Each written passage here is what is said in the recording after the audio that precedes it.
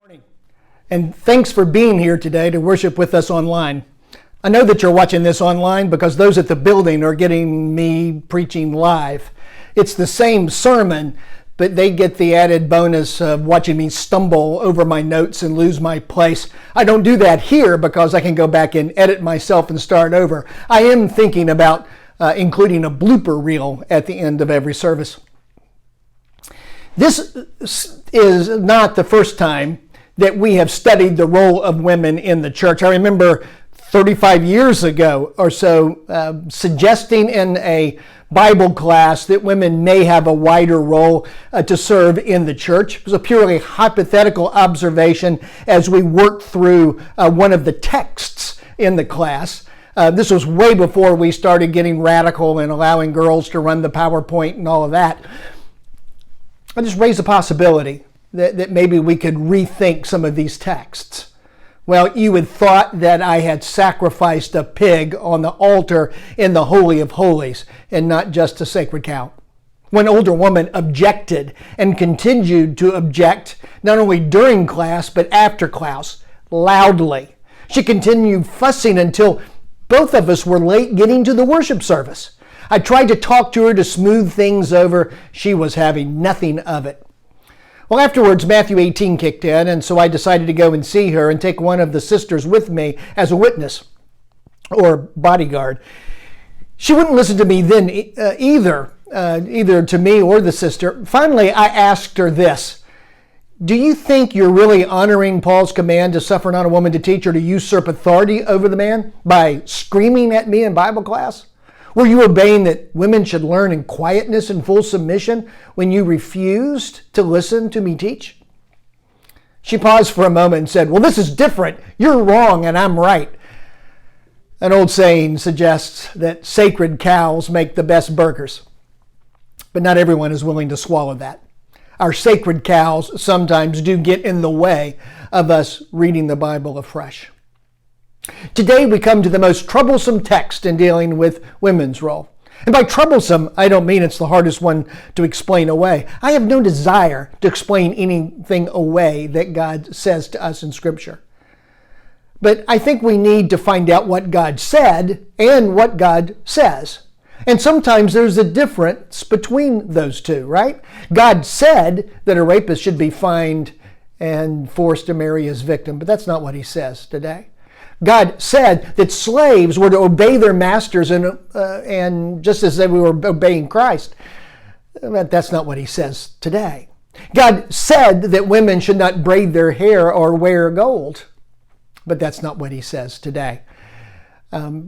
Those are words for a different time and a different place and to be taken in a different way in a different culture. Sometimes the Bible speaks in a word to its culture that is applied differently in our own. Well, today we began looking at 1 Timothy 2, verses 8 through 15, which says some interesting things. He says some things that we know are not for us, like men lifting holy hands in prayer. He says some things that we know are for us, that we are to pray without anger and disputing. But then he says some things that might be for us, that women aren't to teach. 1 Timothy 2 is the last of the main texts that we're going to look at in this study. Some see this text as ending the discussion and settling the question. Well, today we're only going to begin our study of the text. It's going to take us 2 weeks. We'll finish next week. And remember, we'll also continue our discussion in our Zoom class on Wednesday nights at 7, so join us then. Okay.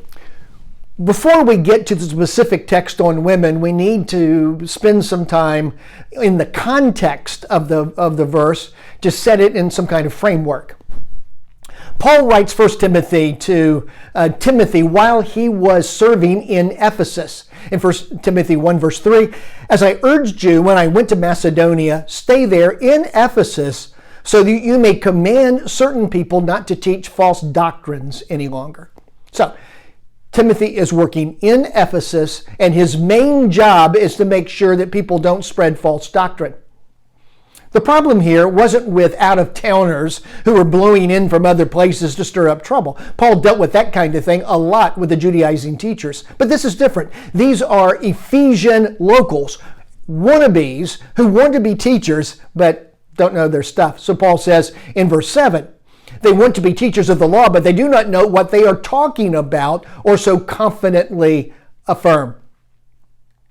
This thread of the threat of false teachers runs through the whole book.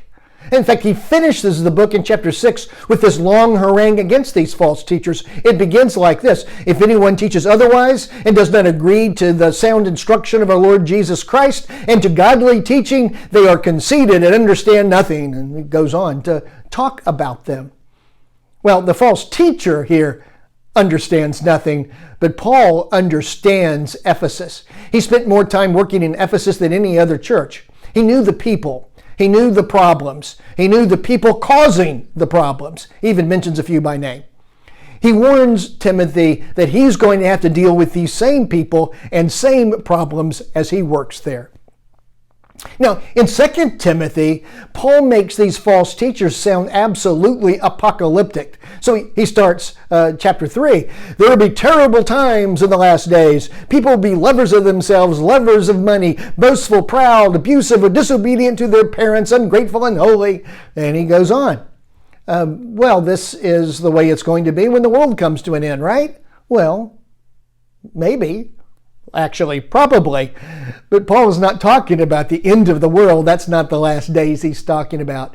He's talking about the things that Timothy himself is going to have to deal with. Look at verse 5 as he ends this description, talking of the false teachers, having a form of godliness, but denying its power. And then he tells Timothy, have nothing to do with such people.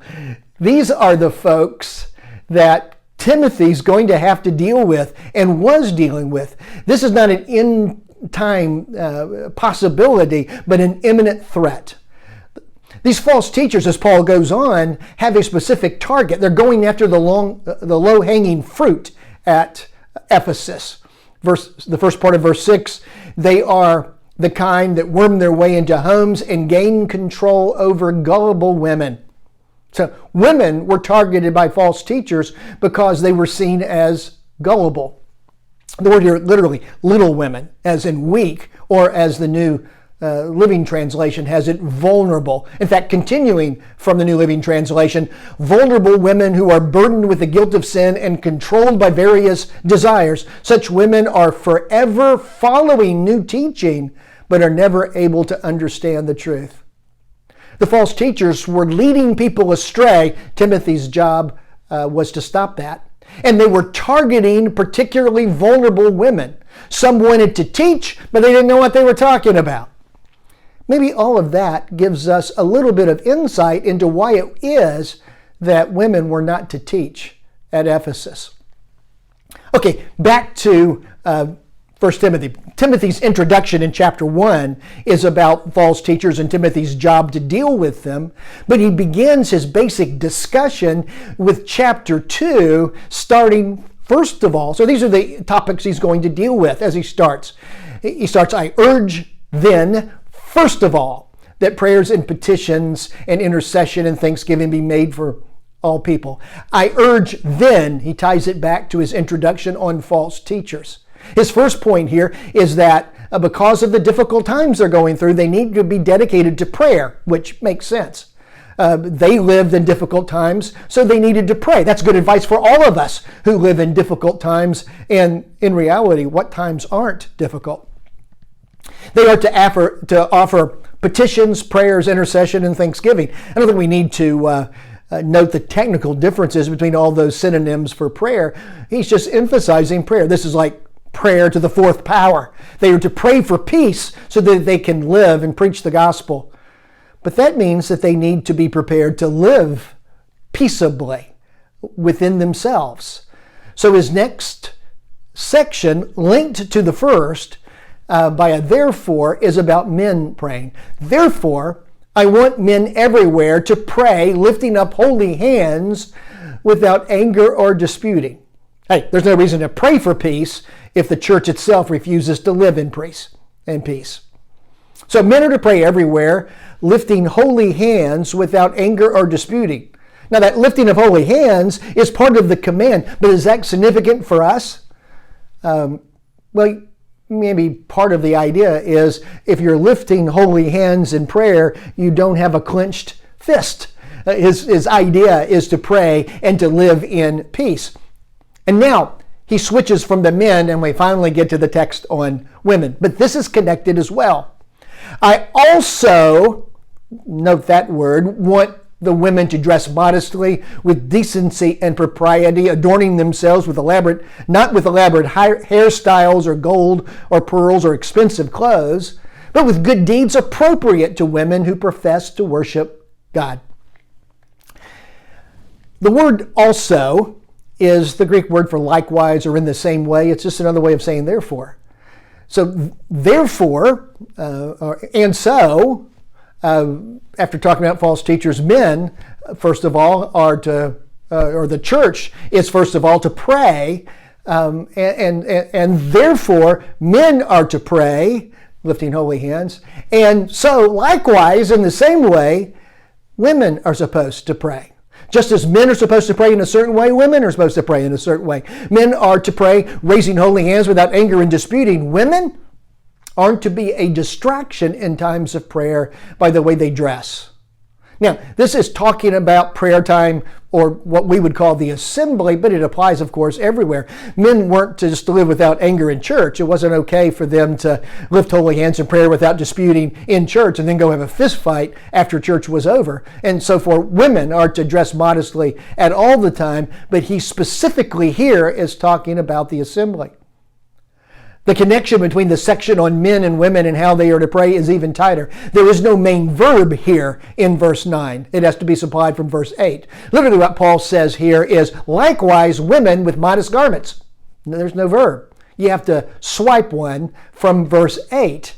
And so it is completely grammatically correct, sometimes noted in footnotes, that Paul might be saying, I want women to pray in modest apparel. That's the note from the NLT. Paul would be saying the same thing here then that he said about veils in 1 Corinthians 11. Women were to pray in Ephesus, but only dressed appropriately. I wonder if this discussion would be any different if this had been the main way the text had been translated. Okay, he talks about braided hair and gold. What's wrong with that? Well, there's nothing wrong with those things now, but back then it meant something else. When Paul says that women are dressed modestly, he's not talking about hemlines or necklines. He is talking about the excessive adornment meant to draw attention to one's wealth and social class. Wealthy women would pile up braids and weave gold throughout their hair, wear ultra-expensive clothing. That's just the way that wealthy aristocratic women demanded attention. Not just attention, deference. Not just look at me, but listen to me and let me have my way. Now, I would compare all of that to a woman showing up for church in a Christian Dior dress, a Louis Vuitton handbag, and Jimmy Choo shoes, but those are all too difficult to spell, so I won't do that. Women said something about who they were at church by the way they dressed. So Paul says, dress up in good deeds. Adorn yourself not with fancy clothing, but with good deeds of service. That's appropriate for women who profess to worship God. I don't know where we got the idea that we should dress up in our Sunday best in order to go to church, but it wasn't from this verse. By contrast, women were to go out of their way not to say something. So as we continue in verse 11, a woman should learn in quietness and full submission. I do not permit a woman to teach or to assume authority over a man. She must be quiet. I do not permit a woman to teach or to assume authority. Our English translations translate this very differently from translation to translation. The English Standard Version, I do not permit a woman to teach or to exercise authority. The NIV, assume authority, taking authority, assuming they have authority, they don't. The English Standard, exercising authority, practicing any authority whatsoever. The Message, I don't want women to take over and tell men what to do. They should study and be quiet and obedient along with everybody else. That's radically different, as is our familiar King James rendering. I suffer not a woman to teach, nor to usurp authority, to take authority over the man, but to be in silence. And then Young's literal translation puts it like this: and a woman I do not suffer to teach, nor rule a husband. Remember, the word for man and the word for husband are the same word, but to be in quietness. Okay, so why all of the difference in the translation? Well, the translators don't quite know what to do with the Greek word for authority, because it's not the usual word for authority. It's not the word that's used earlier in verse 2 when we are to pray for those who are in authority. It is not the word that is used when Paul tells us to respect those in authority. In fact, it's not a word that's used anywhere else in the New Testament, and even seldom is it used in secular Greek. Scholars suggest that the force of the word is more like domineer. That's the reason the King James uses usurp authority and Young's uses rule a husband. It's not about just having authority in general. It's a particular type of dominating authority. Whatever it means, though, it defines how women are not to teach. Paul isn't saying here that women can't teach men, period. We know that Priscilla helped to teach Apollos. He tells the women at Ephesus not to teach in an authoritative way. The women at Corinth were to pray and prophesy as long as they wore the veil. The women at Ephesus could teach as long as it were not in an authoritative and domineering way. Now, question. Do we think this text applies to the worship assembly, or does it also apply to Bible classes? I mean, think about that. It says that a woman shouldn't teach or have authority over a man. Does that mean that a woman can't teach in a mixed gender class? Well, that's the way we've always taken it. Generally, at Denby, although it's changed a little, but generally men teach all the Bible classes. So if this applies to Bible classes, why do we allow women to speak at all? You see, there's a connection, isn't there? They're not to teach or have authority over, they are to learn in quietness. Well, you see, we generally don't apply this to Sunday school. Sunday school has different rules from the assembly. Well, if this doesn't apply, then why don't we allow women to teach the adult Bible class? Why do we apply one part of this verse to Bible class, but we don't apply the other part of the verse to Bible class? Well, I have an easy answer for that. We just haven't thought about that very clearly. Actually, the word quiet here applies more to conduct than it has to do with speech. This isn't the word we talked about last week, sagao, in 1 Corinthians 14, that means absolutely quiet. It has more to do with one's demeanor, one's behavior, than it has to do with one's speaking. This is not the word that you use with your kids when you tell them, stop talking. This is the word that you use with your kids when you tell them to settle down and behave. In fact, in 2 Corinthians 3, Paul was dealing with some disruptive, childish busybodies, and it's translated exactly that way. Some people we command and urge in the Lord Jesus Christ to settle down. That's the same word. And earn the food they eat. Yeah, Paul wants these busybodies to settle down and start working to provide for their families, to get busy. There were some who were disruptive, some women that were disruptive at Ephesus, rattling people's cages. They wanted to teach, although they were not qualified. Paul tells them to settle down and just learn in quietness. Okay, so we're running out of time for today, so let me quickly review what we've seen so far. First, the book begins by making it clear that Timothy's main job is to oppose false teachers, people that are teaching something different. They wanted to be seen as teachers, but they didn't know enough they didn't know what they were talking about. But these false teachers who were seeking to gain a following targeted, gullible, weak women so that people would follow them. Secondly, Paul begins the main body of the book by focusing on prayer. He tells them to offer prayers for rulers and those in authority so the church would have peace, And then he's concerned that the church go on and live out that peace peaceably. Third, he addresses men and women separately on the time of prayer. Men are to pray lifting holy hands without anger and disputing. Women are to pray without being a distraction by how they dress. Fourth, women aren't to teach or to domineer men, but to learn in quietness. Teaching, authority, and quietness are all linked together in this text. Priscilla could teach alongside Aquila, but she could not dominate over him. Quietness has more to do with one's demeanor than it has to do with one's voice. Now, so far, everything that we have seen can be attributed to a local problem, a local issue at Ephesus, just as much as women not wearing the veil was a local issue at Corinth. Men prayed in anger and disputing, perhaps getting sucked into the issues brought up by the false teachers. Women had become a distraction, displaying their wealth and their social class, and even some may have been pushing for a teaching role as well. Why would Paul tell them not to teach or domineer if they weren't doing just that? The false teachers didn't know what they were talking about. Some of the women were weak and gullible and being led astray.